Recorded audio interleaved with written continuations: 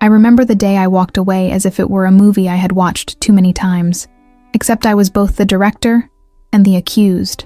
No storm, no screaming, just me, standing in the hallway of a house that had stopped feeling like home long before I stepped outside. It was strangely quiet, not the peaceful kind of quiet, but the suffocating kind, like holding your breath underwater for too long.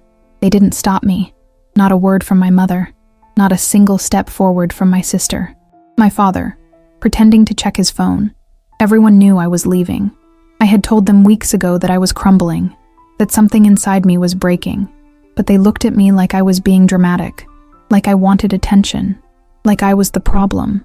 I carried one suitcase and the unbearable feeling that I was abandoning people who would never forgive me, and worse, people I still wanted to love me. There's a special kind of pain when you're punished for something you didn't do, and an even deeper one when you start to believe maybe they were right, that maybe you really are the problem. I walked through the front door without slamming it, not out of peace, but out of fear. If I made noise, they might yell. If they yelled, I might stay. And I couldn't survive one more day being invisible in my own story. I moved into a tiny room across town. I didn't decorate. I didn't unpack much. It felt like a punishment. I was supposed to feel free. I didn't. I felt like a criminal. I kept waiting for someone to call, to message, to ask if I was okay. Nothing came.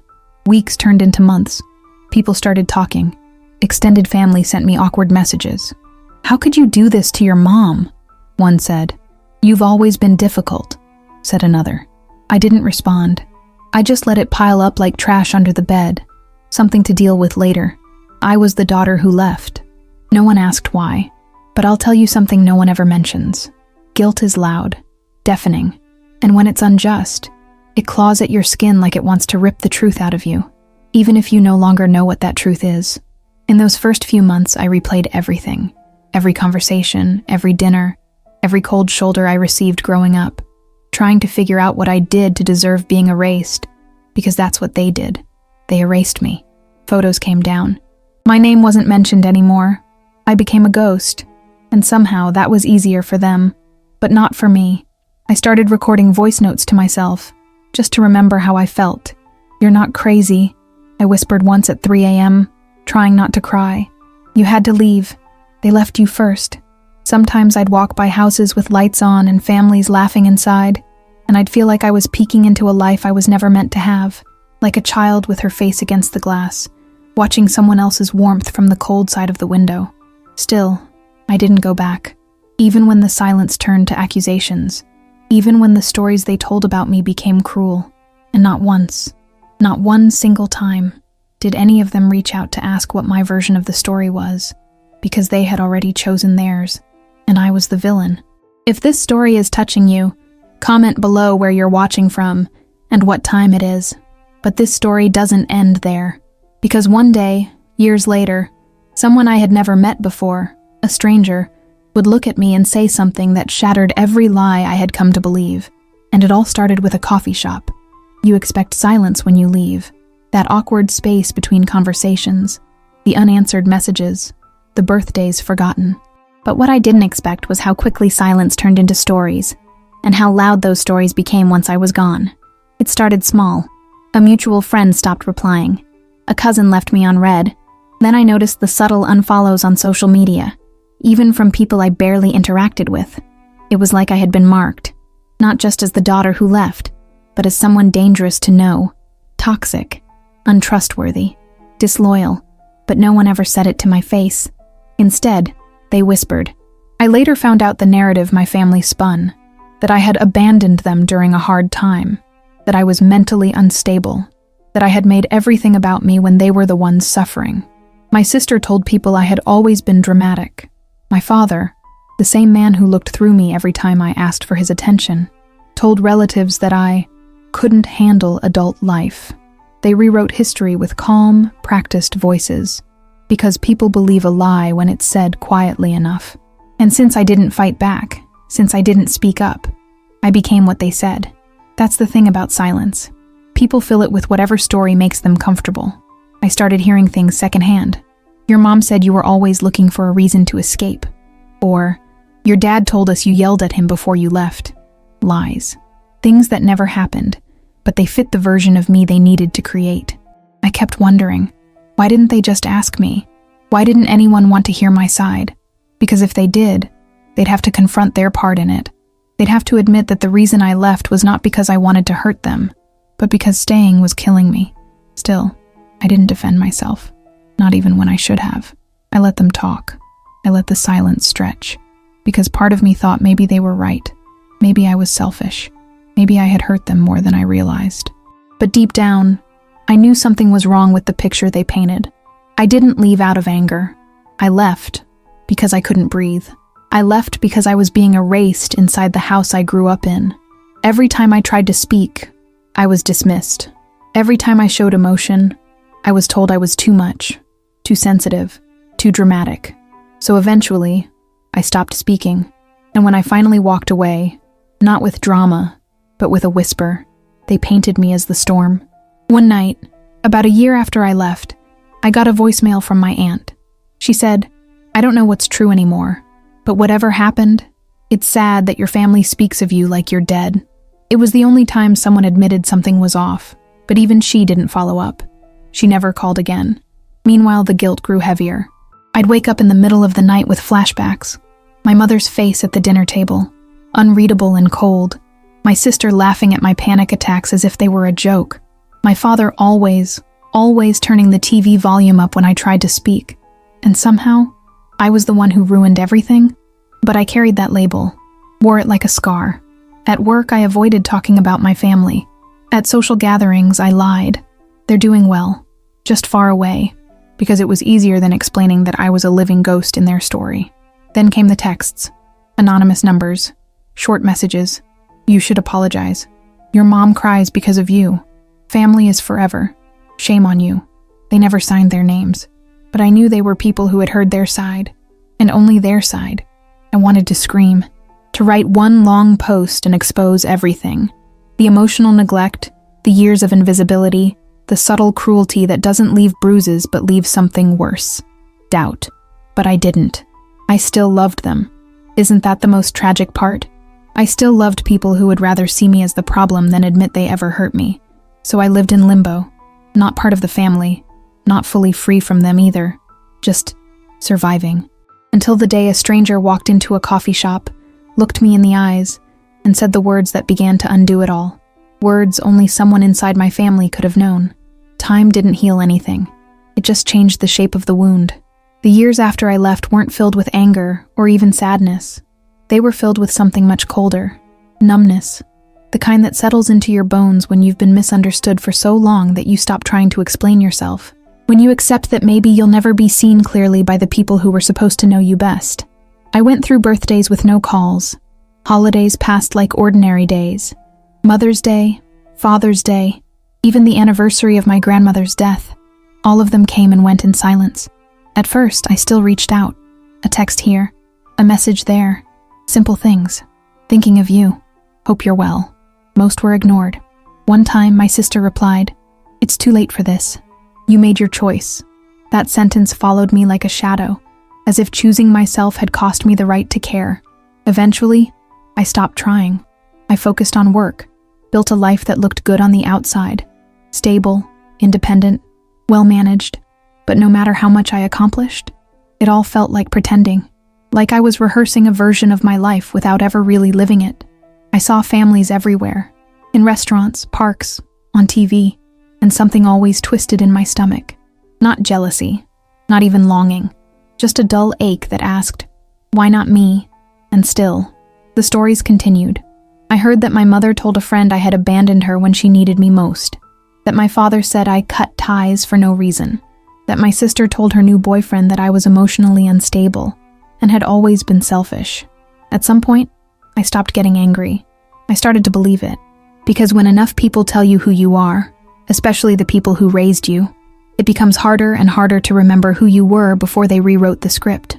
There were nights I stared at the ceiling, wondering if I had imagined it all. The gaslighting, the neglect, the coldness. Maybe I had been too sensitive. Maybe I should have just stayed quiet. Maybe I was weak. But then, I'd remember. The birthday party when no one showed up because they forgot. The time I cried on the kitchen floor and my mother told me to stop being dramatic. The family dinners where my silence was safer than speaking. The way they looked right through me, even when I was falling apart. Those memories came like flashes. Reminders that the version of me they were telling wasn't the truth. But still, I couldn't escape the weight of their accusations. Because when your own blood paints you as the villain, who's left to believe you? I began to keep journals. Pages and pages of things I'd never say aloud. Memories, moments, questions I wanted to ask but never would. Why didn't you protect me? Why was I always the problem? Why did silence feel safer than love in our home? Sometimes I imagined seeing them again, reuniting, sitting at a table and finally telling my side. I'd script the conversation in my head, word for word, but it always ended the same, with them denying everything, with them calling me too emotional or overdramatic. So I never called, and they never did either. The isolation became a second skin. I wore it like armor, not because I was strong, but because being numb was easier than being hurt again. I convinced myself I didn't need closure, but that wasn't true. I needed someone, anyone, to say, I believe you. And I never thought that person would be a stranger, not someone who didn't know me, not someone who had no reason to lie. But when he said my name in that coffee shop, when he told me something only my family could have known, everything began to shift. Because sometimes it takes someone outside the story to tell you the truth about it. And that's exactly what happened next. It was a Tuesday, nothing special. One of those gray mornings where the sky can't decide if it wants to rain or not. I went to the same corner coffee shop I always did. Small, quiet, with a barista who knew my order before I even spoke. It was my routine, my ritual, a safe space in a life that still felt unsteady. I sat in my usual spot by the window, headphones in, pretending to listen to music while I stared out at the street like I always did. I liked to watch people go by.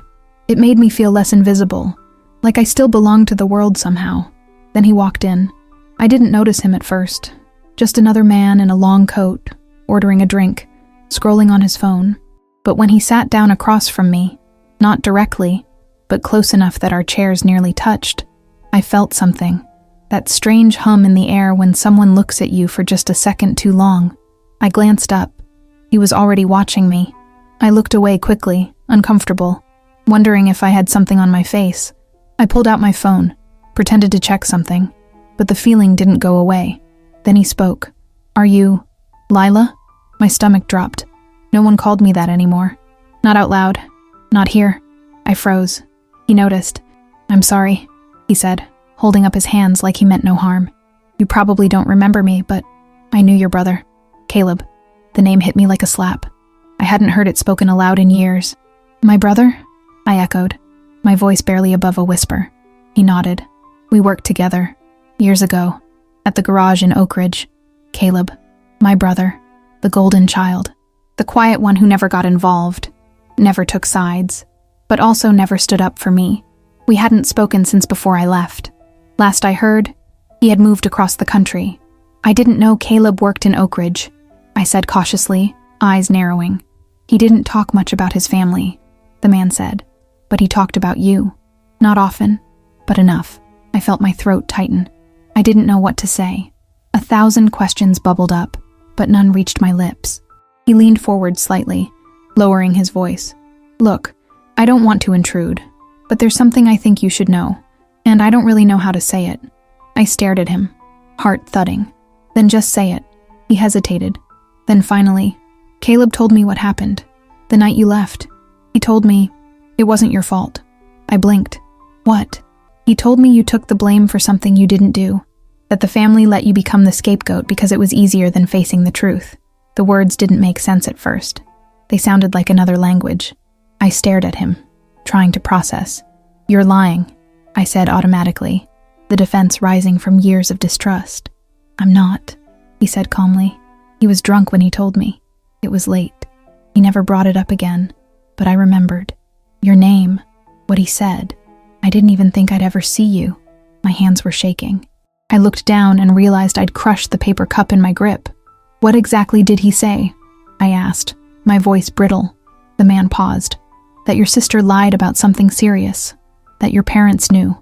That they let her pin it on you because, well, You were already the black sheep. Easier to lose one daughter than admit the favorite one did something unforgivable. It felt like the floor disappeared. I couldn't breathe. I remembered that night. The tension. The silence. The way my sister cried to our parents behind closed doors. I never knew what she told them. Only that when they came out, they looked at me like I was dirt. I thought I'd imagined that, I whispered. I thought maybe I overreacted. No, he said quietly. You didn't. He reached into his coat pocket and pulled out a folded piece of paper. I wrote this down. Years ago. Just in case I ever saw you. I don't know why. Maybe guilt. I took it with trembling hands. It was in his handwriting. A short paragraph, word for word, what Caleb had told him that night. A confession. Not mine. Hers. I sat there for a long time after he left. Hours maybe. Reading the same words over and over again until they blurred. Until the tears came. It wasn't me. It never was. And someone outside the family, someone with no reason to lie, had finally confirmed it. Everything changed in that moment. Because now, I had proof. Not for them. For me. I stared at the folded paper on my kitchen table for what felt like hours after I got home. It sat there like an unwanted relic, something that shouldn't exist, and yet somehow did. The words written on it echoed louder than anything my family had ever said to me. She lied. They knew. But they let her do it anyway. Lila didn't do what they say. It was his handwriting, the stranger from the coffee shop. But the words weren't his. They were Caleb's. My brother. The one who had never stood up for me. The one who let me walk out of that house in silence and never once called after me. And yet, he told someone. Not me. Not our parents. A coworker. A near stranger. Someone whose life would never intersect with mine. Except, impossibly it did. I read the note again and again, trying to find a crack in it. Something that didn't make sense. But everything lined up. Too perfectly. The phrasing. The tone. The exact thing I had always suspected but never been able to name. She lied. They knew. They let her. The she was my sister. And the lie? I still didn't know the full shape of it. Only the impact. A shattering that began the night I left and never really stopped. That night came back in sharp, brutal detail. She had stormed into the living room in tears, accusing me of something vague, something I couldn't even respond to because I didn't understand it. My parents didn't ask questions. They took one look at her and decided. They looked at me like they had finally confirmed what they'd always feared, that I wasn't good, that I was the unstable one. I remember opening my mouth to defend myself and my mother whispering, "Enough." Just that, one word, and I knew I had lost. After that, no one talked to me. Not really. They went silent in the way families do when they've already decided to forget you. But now I knew. I hadn't imagined it. The twisting in my gut, the quiet looks, the way my sister avoided me for days before that blow-up. It had all meant something. And Caleb, he knew. He'd known all along. A part of me wanted to scream. How dare he? How dare he carry that secret and let me rot under its weight for all these years? But another part of me, the part still clinging to whatever scraps of love I had for my family, felt something else. Relief. Because the truth had existed. It just hadn't been given to me. I kept thinking about the stranger. How he said he had written the confession down. Just in case. Who does that? Who holds on to someone else's secret for years? Guilt, he'd said. But maybe it was more than that. Maybe some part of him knew I would need it one day. That I would need proof to believe what my heart had always whispered. You were not the villain. I printed the note and slipped it into my journal, between pages of pain I had written in those early years of isolation, like closing a loop.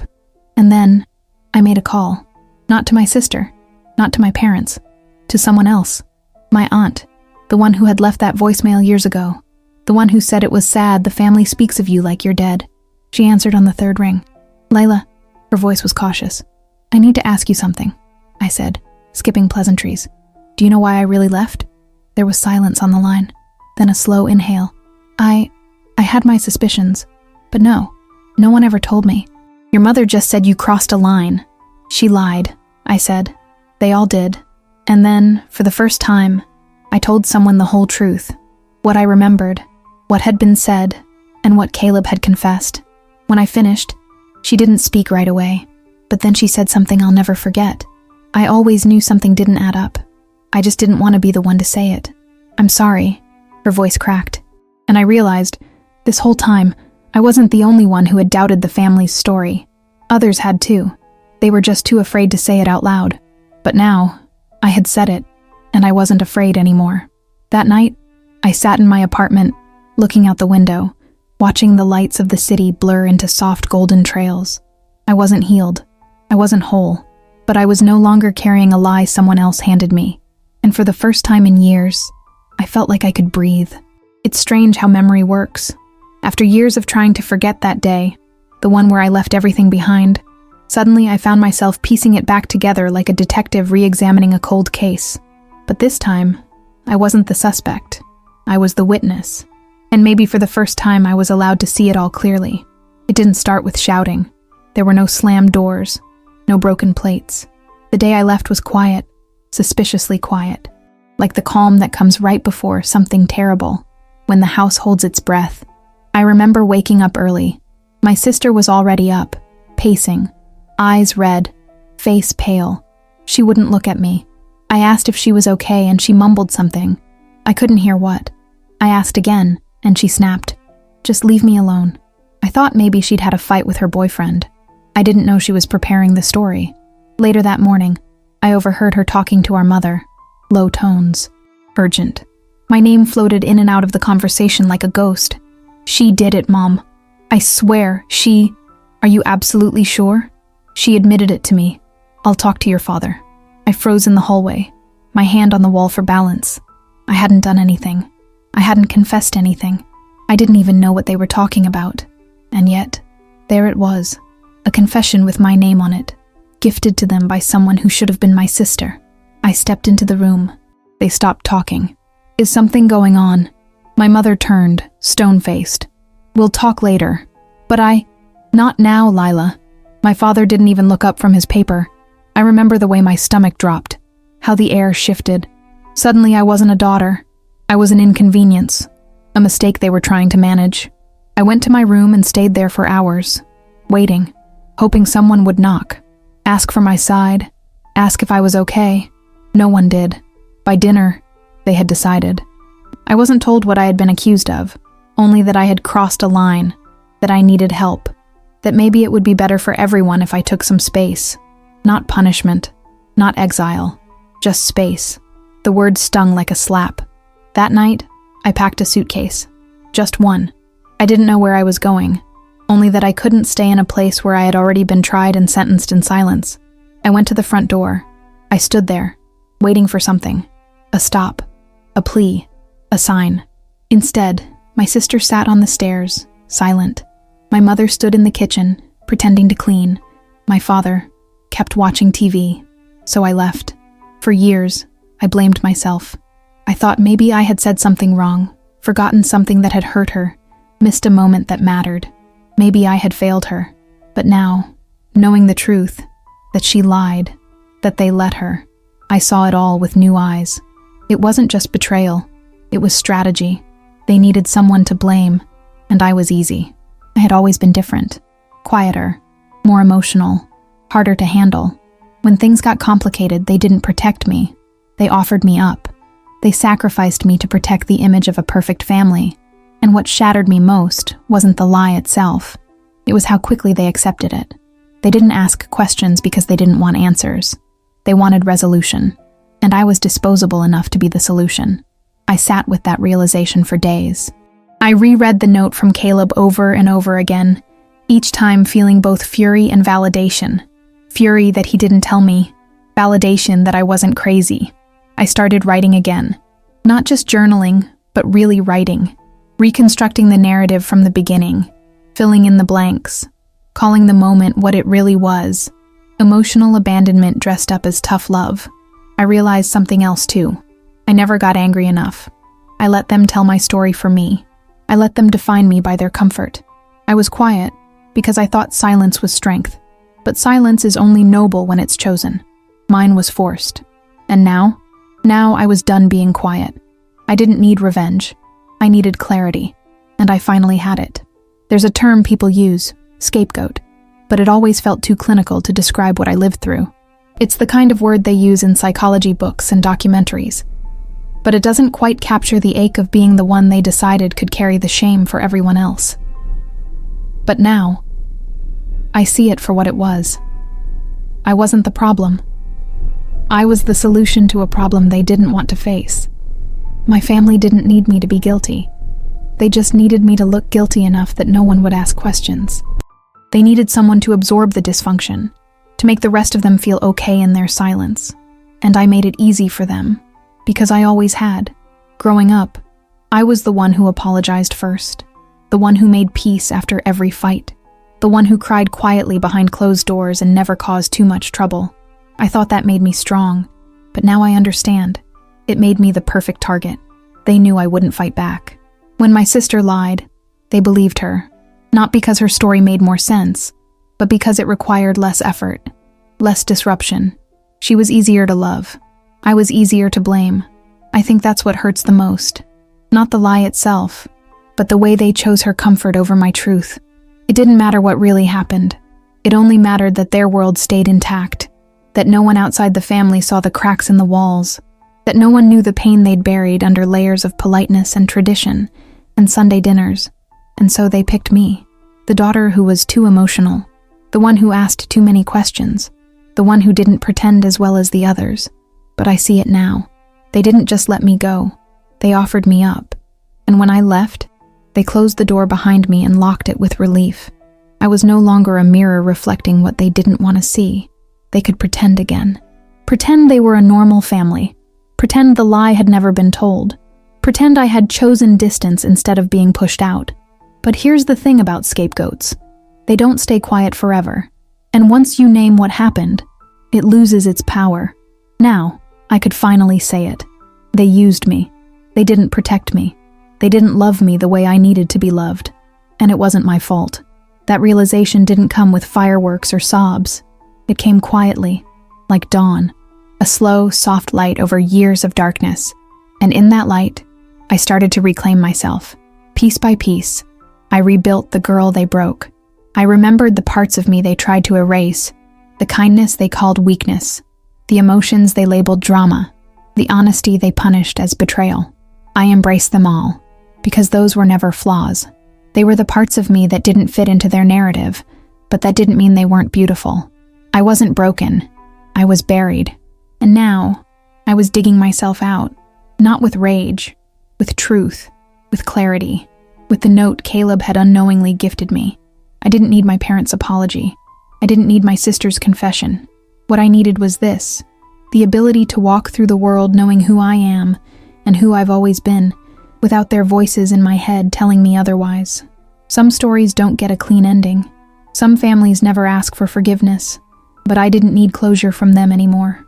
I had given it to myself, and in doing so, I had finally become someone they could never manipulate again. Not the scapegoat, not the villain, not the problem, just me, whole, seen, free. For a long time, my silence was the only weapon I had, not because I wanted revenge, I wasn't strong enough for that back then, but because silence was the only power I had left, the only way to protect what little of myself still remained. If I spoke, I feared I'd be gaslit again, dismissed, told I was making things up. So I swallowed my voice, hoping they'd feel the weight of my absence the way I felt the weight of their betrayal. They didn't. They adjusted, moved on. I became a footnote in their story, a cautionary tale about what happens when someone can't handle the real world. A daughter lost to selfishness, a sister who chose isolation. But I know now, silence isn't peace. It's a scream that no one hears, and I'm done screaming in the dark. The note Caleb passed along through a stranger changed something in me, not just because it proved I was right, but because it proved I mattered enough for someone, even distantly, to try to fix the narrative. That note cracked open everything I had forced myself to forget. I didn't just lose a family. I lost myself trying to keep their love, but no more. It's strange what healing really looks like. You expect it to be loud, triumphant, something cinematic. But for me, it was quiet. It was me, walking through the old neighborhood one last time without crying. It was me, deleting the last unopened message from my mother.